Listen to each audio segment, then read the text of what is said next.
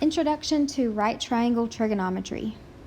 Before we get into trigonometry and using trigonometry, we're going to talk about just what this word means. We're going to break it down into its two root words and just break it apart so that you can understand that this isn't an intimidating topic.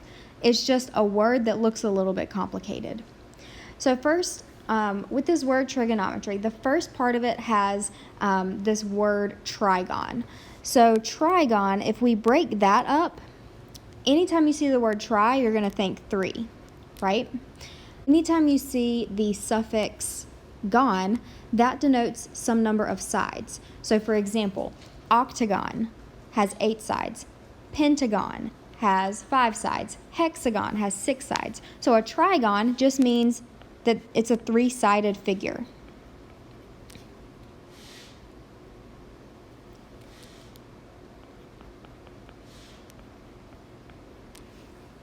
What's another name for a 3-sided figure?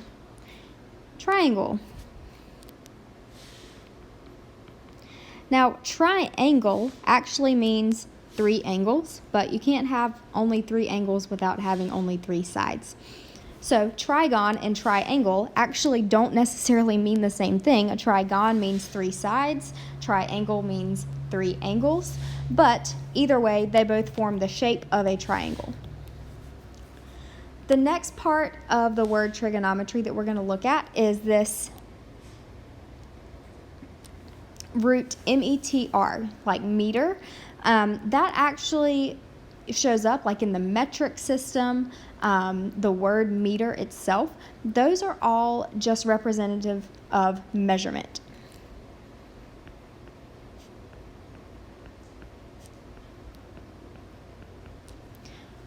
So we have a 3-sided figure, or a triangle, and then measurement, making up this word trigonometry.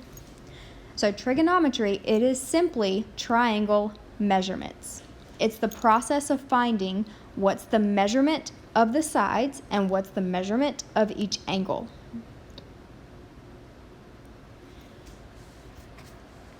All right, we're going to start with breaking down the parts of a right triangle. And we've talked about some of these before, so hopefully it's nothing that's brand new to you, but there are some kind of tricky steps in here where I would just want to make sure that we're very clear on how to label the parts of the triangle. First, we have a right triangle where one of your angles is 90 degrees.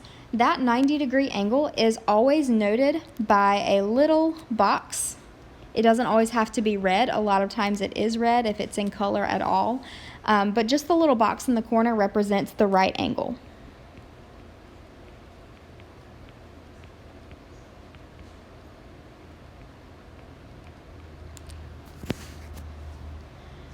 Okay, and then the easiest part to label in a right triangle, after your angle that's 90 degrees, you can immediately tell where the hypotenuse is.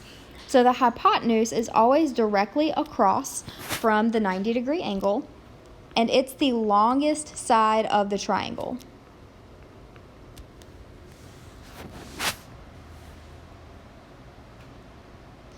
Then we have 2 other labels for the sides that are not the hypotenuse. Okay, so in the next triangle, let's look at the vertical side. Okay, so this vertical side, I can't label it until I am told which angle to look at this side from. So with the hypotenuse, you're always looking at the hypotenuse, or you identify the hypotenuse because you're looking at it from the right angle. Well, for the other 2 legs, you have to be told which angle are you looking from. Are you looking from the top angle here? Or are you looking from the bottom angle? Well, if I'm looking from the top angle, then this side that's highlighted in blue, it falls directly beside that angle. Since this angle is formed by this side and the hypotenuse, the side that I've highlighted would be considered the adjacent side.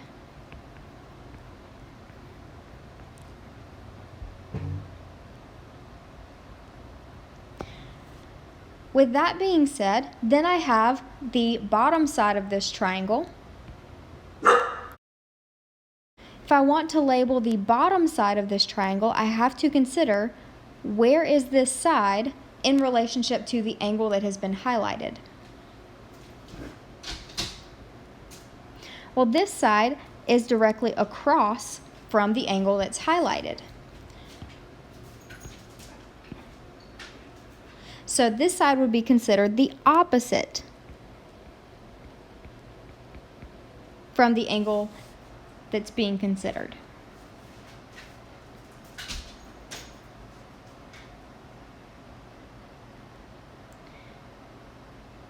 Okay, well, what if we weren't considering that top angle? What if we were looking from the bottom?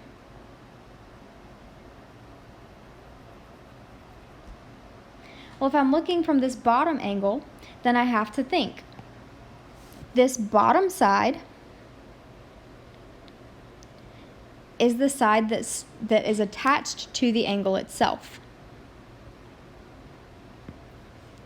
So this angle is formed by this bottom side and the hypotenuse. So the side that's attached to the angle is considered the adjacent.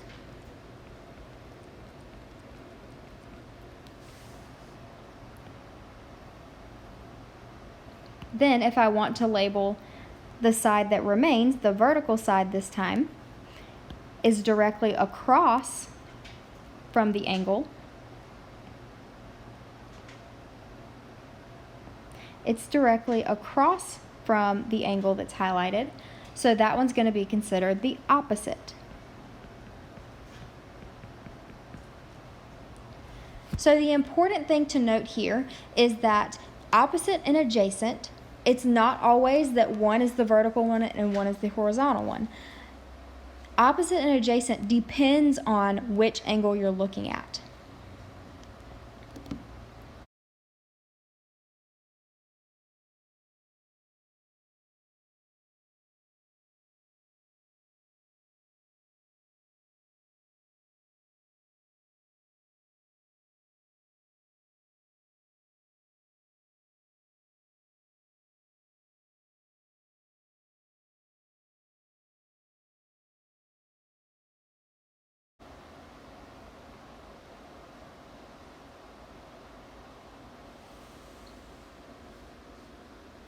So let's summarize what we've just looked at so that you have a solid way of knowing when is it adjacent, when is it opposite.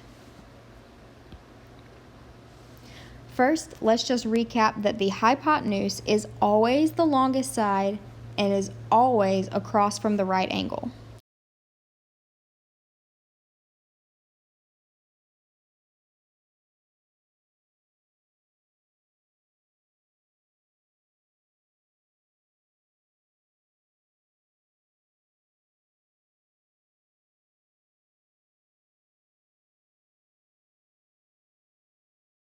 The adjacent side is always the side that is forming the angle that you're looking at. So it connects to the vertex of that angle. And what I mean by vertex is if I'm looking at the top angle, so in this middle triangle, if I'm looking at the top angle, it is formed by this vertical side and the hypotenuse.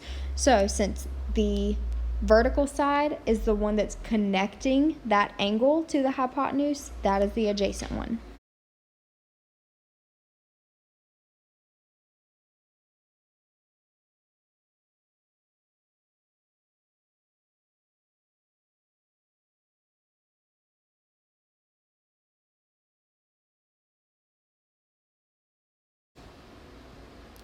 And finally, the opposite side is the side that's directly across from the angle that's being used.